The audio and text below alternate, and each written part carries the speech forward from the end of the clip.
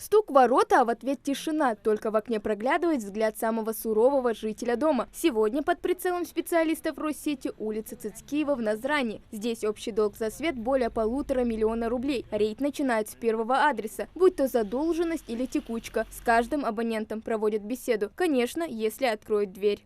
Сейчас мы проходим улицу Цицкиева, дом 14. У нее долг 43 993 рубля. Уведомление оставляю. А сколько после этого есть времени, чтобы оплатить задолженность? В течение 7 дней. Итак, почти у каждого дома группа контролеров пытается достучаться до неплательщиков. Разговор с должниками короткий. Если после нескольких предупреждений потребитель никак не реагирует, дом отключают от сети. Следующие несколько домов не значатся в списке должников, а значит, их сотрудники Ингушэнерго пропускают. К слову, многие жители республики облегчают работу тем, что их счетчики установлены в правильном месте. По данному потребителю мы сделали сверку прибора учета, сделали съем показаний. Съем показаний у нас пойдет в базу.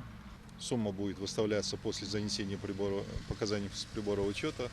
Ну и, соответственно, абонент придет и оплатит.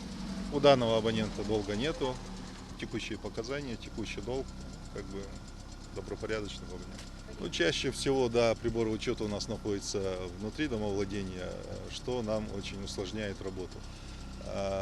По той территории, где у нас идет ПСП, устанавливаются интеллектуальные приборы учета, и с ними нам намного легче бывает работать в плане съема показаний, ограничения.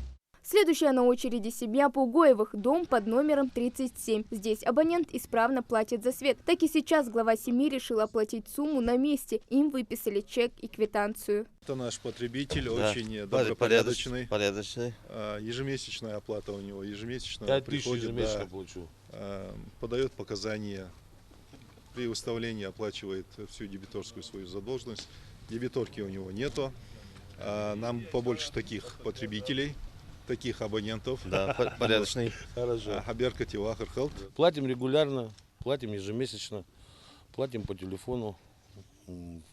Есть у нас сайт, через сайт мы платим. Рейды по сбору платежей в регионе проводятся ежедневно, днем и вечером, но плательщики по классике жанра то ли не бывают дома или просто закрывают двери. При этом энергетики все же идут навстречу тем, кто намерен исправить ситуацию. Оплатив хотя бы часть накопившейся суммы, должники смогут избежать дальнейших разбирательств в суде. У нас были и отключения, и оплаты. Большая часть по данной улице потребители вроде бы добропорядочные. Своевременная оплата идет. Мы произвели съем показаний, были кое-какие отключения. При подключении абонентов, новых абонентов, у нас обязательное условие делать технологическое присоединение. Та сумма, которую они вносят в технологическое присоединение, у нас идет на реконструкцию сетей. Если не оплатить сегодня, завтра могут уже постучаться к вам. Линия электропередач у всех одна. И это значит, что из-за должников страдают примерные абоненты. Именно поэтому сотрудники Ингушэнерго и проводят подобного рода мероприятия. Хава Гагиева, Султан Магушков, Магаз 24.